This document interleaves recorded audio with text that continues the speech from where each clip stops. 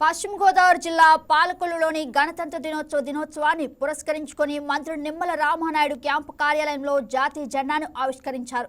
ఈ సందర్భంగా స్వాతంత్ర సాధన కోసం ప్రాణాలర్పించిన దేశ నాయకుల చిత్రపటాలకు పూలమాలలు వేసి ఘన నివాళులు అర్పించారు.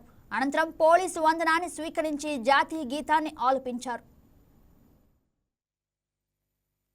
గణతంత్ర దినోత్సవ శుభాకాంక్షలు అందరికీ ముందుగా తెలియజేసుకుంటారు. ఆ రోజు మహానుభావులు వారి త్యాగ ఫలం ఫలించేటువంటి విధంగా, అంటే ఈ దేశంలో ఉన్నటువంటి అవినీతిని పారదోలాలి, ఈ దేశంలో ఉన్నటువంటి టెర్రరిజం నుంచి ఈ దేశాన్ని కాపాడుకోవాలి అనేటువంటి ఆలోచనతో బ్రిటిష్ వారిని అయితే ఈ దేశం నుంచి పారదోలగలిగాం. కానీ ఇంకా ఈ దేశంలో ఈ యొక్క అవినీతి, వేర్పాటువాదం, టెర్రరిజం ఇటువంటి వాటిని ఇంకా నిర్మూలించవలసిన అవసరం ఖచ్చితంగా ఉంది.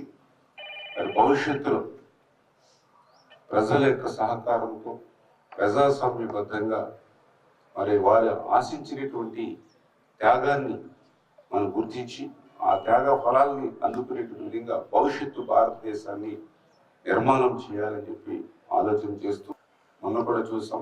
2024 మరి ఎన్నికల్లో ఆంధ్రప్రదేశ్ రాష్ట్రంలో కూడా బ్రిటిష్ వారి కంటే కూడా నిరంకుశత్వ నియంతృత్వమైనటువంటి పాలన నుంచి 2024 రాష్ట్రంలో శరమగీతం పాడి మళ్ళీ ఒక ప్రజాస్వామ్యమైనటువంటి పాలన ఈరోజు ఈ రాష్ట్రంలో జరుగుతున్నటువంటి పరిస్థితి.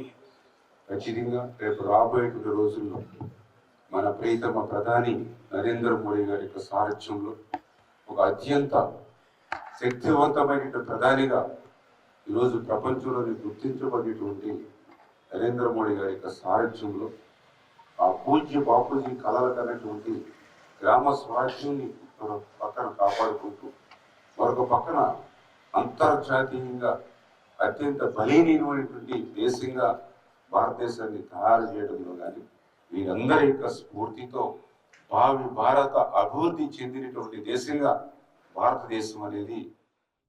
ఈ వీడియో మీకు నచ్చినట్లయితే లైక్ చేయండి, షేర్ చేయండి, మా ఛానల్కి సబ్స్క్రైబ్ చేయండి.